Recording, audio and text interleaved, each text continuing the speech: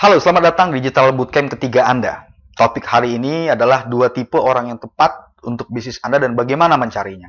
Hal pertama yang perlu kita lakukan adalah menyadari bahwa network marketing adalah sebuah industri pemasaran dan promosi yang banyak dilakukan oleh orang-orang yang tidak tahu bagaimana memasarkan, bagaimana berpromosi. Saya tahu ini sedikit ironis, tapi itu adalah kebenaran yang nyata. 95% dari pemasar jaringan adalah orang-orang yang tidak pernah memiliki pengalaman bisnis apapun. Ini juga yang menyebabkan mengapa begitu banyak upline yang mengajarkan pendekatan tembak langsung dengan membuat 100 daftar nama orang-orang yang dikenal atau pasar hangat. Lalu melakukan presentasi kepada semuanya dan melihat nanti mana yang tertarik. Nah, siapapun bisa melakukan itu. Anda tidak perlu keahlian pemasaran apa-apa jika memang sukses di industri ini mudah. Satu-satunya alasan kenapa upline Anda diminta untuk membuat daftar nama, memberikan CD atau alamat website replika ke 100-200 orang adalah karena upline Anda sudah tahu bahwa Anda punya waktu cuma sekitar 1-2 minggu untuk dipompa semangatnya menjalankan bisnis baru Anda. Karena kemungkinan selanjutnya semangat Anda akan turun 30% sampai Anda tidak akan pernah melakukan apa-apa lagi pada bisnis Anda. Ada cara yang lebih cerdas untuk membangun bisnis Anda. Dan tentang semua itulah raja sponsoring ada. Hal pertama yang perlu kita lakukan adalah menentukan target pasar. Pada dasarnya, target pasar Anda merupakan orang-orang yang sudah menggunakan atau mengkonsumsi apa yang Anda promosikan. Ketika saya pertama kali membangun bisnis network marketing, saya masih berstatus sebagai seorang siswa perguruan tinggi. Saat saya bertanya kepada sponsor saya tentang bagaimana saya harus mulai membangun bisnis, saya kemukakan ide brilian saya pada saat itu. Saya pikir begitu. Idenya adalah mensponsori orang yang seperti diri saya, yang pekerjaannya adalah merekrut. Kenapa tidak? Apa ada orang yang lebih baik untuk membawa masuk orang ke bisnis daripada seorang perekrut profesional? Nah, mereka jelas memiliki keterampilan berbicara melalui telepon. Mereka tidak takut untuk menghubungi orang yang belum dikenal. Mereka juga berani bertemu orang untuk melakukan presentasi. Dan umumnya mereka memiliki kartu nama orang-orang yang berkedudukan tinggi dari berbagai industri. Nah, seminggu kemudian, saya dapat menemukan ada perekrut profesional. Bahkan kemudian mendapatkan lagi sampai hampir 1.000 daftar nama orang-orang yang bekerja sebagai perekrut. Ada yang direct selling, ada yang insurance, dan ada yang property. Nah, saya mulai membuat panggilan telepon dan mengirimkan email kepada mereka semua satu persatu. 2 bulan kemudian, saya periksa, ternyata tidak ada yang merespon. 0 responnya.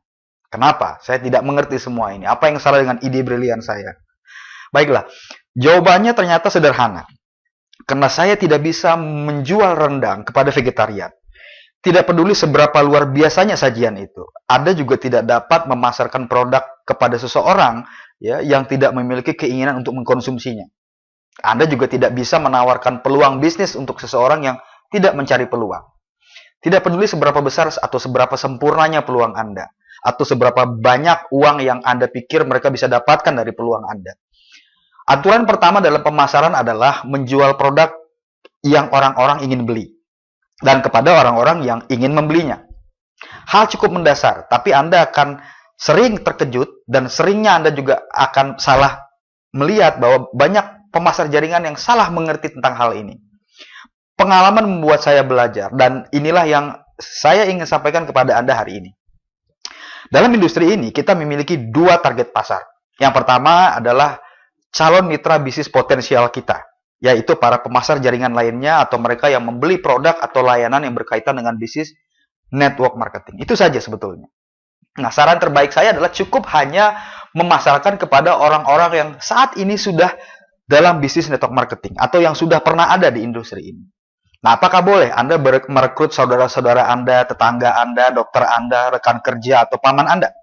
Tentu saja boleh. Tapi itu harus menjadi aktivitas sambilan, yang berarti bahwa jika Anda kebetulan bertemu dengan mereka dan keingintahuan mereka besar kepada bisnis Anda, ya itu bagus sekali.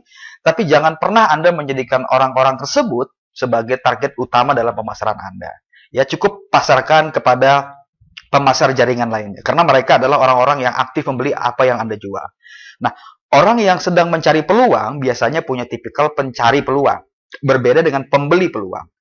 Pemasar jaringan atau networker adalah pembeli peluang. Nah, orang yang mencari bisnis tidak lebih dari seseorang yang telah mengisi formulir pendaftaran dan mengangkat tangan mereka kepada Anda untuk mengatakan, saya ingin mendapatkan uang tambahan. Nah, itu saja.